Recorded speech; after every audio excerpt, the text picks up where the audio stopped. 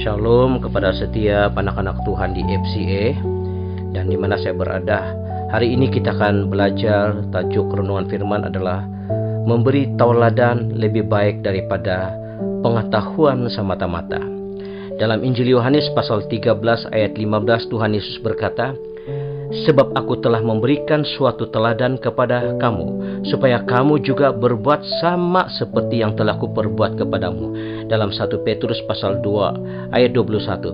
"Sebab untuk itulah kamu telah dipanggil, karena Kristus pun telah menderita untuk kamu, dan telah meninggalkan teladan bagimu, supaya kamu mengikuti jejaknya." Ayat 22. "Ia tidak berbuat dosa, dan tipu tidak ada dalam mulutnya." Ayat 23. "Ketika ia dicaci maki, ia tidak membalas dengan mencaci maki. Ketika ia menderita, ia tidak mengancam, tetapi ia menyerahkan kepada Dia yang menghakimi dengan adil." Berbicara mengenai menjadi tauladan, seperti yang Kristus atau yang diperintahkan dalam Alkitab, kita kena memahami konteks dalam sesebuah ayat itu.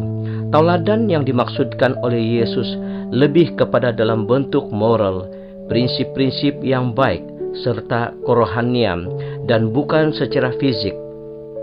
Sebagai contoh, jika Yesus berkata, "Ikutilah tauladanku," itu bukanlah bermaksud kita harus mengikuti cara Yesus berpakaian. Yesus menggunakan sepatu ataupun sandal, bermisai lebat dan berambut panjang, dan hanya berkhotbah dari satu gereja ke satu gereja seperti yang Yesus lakukan. Atau jika Yesus disunat, yaitu menurut tradisi orang Yahudi, janganlah Anda juga disunat, karena saudara bukan orang Yahudi, karena itu bukanlah tradisi kita. Jika Yesus membasuh kaki murid-muridnya, yaitu yang ke-12 murid, janganlah kita pun membasuh kaki semua jemaat, termasuklah kaki ibu-ibu ataupun istri-istri kita dibasuh oleh pendeta dan pemudi-pemudi. Nanti lain yang dibasuh, lain perasaan timbul. Dalam Injil Yohanes pasal 13 ayat 4 hingga 19, dalam peristiwa Yesus membasuh kaki murid-muridnya ini, dihaskan untuk ke-12 murid-muridnya Yesus. Tidak ada wanita-wanita ataupun sumandak-sumandak yang dibasuh kaki oleh Yesus.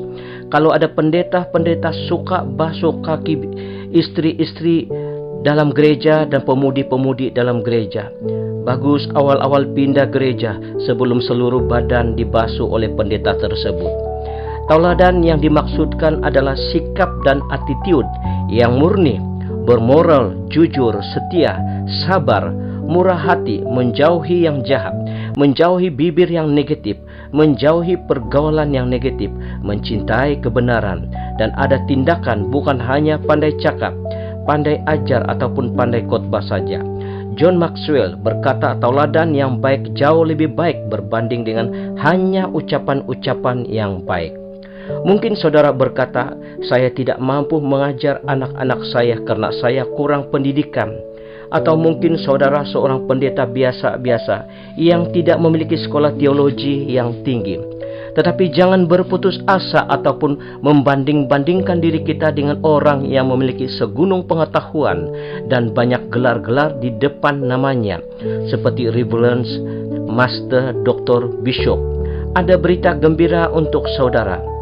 John Maxwell, salah satu penulis buku kepimpinan, berkata, "Teladan yang baik nilainya lebih berharga dari nasihat atau pengetahuan semata-mata."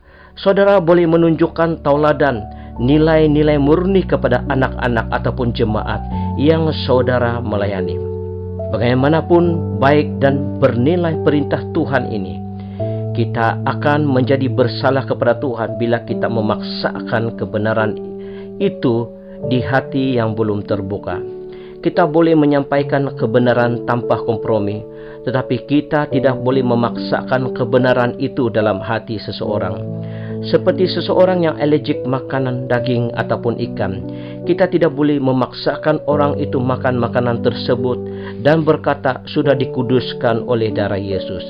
Semoga mendapat pencerahan dan semoga hidup ini hidup yang memberi tauladan selalu. Amin.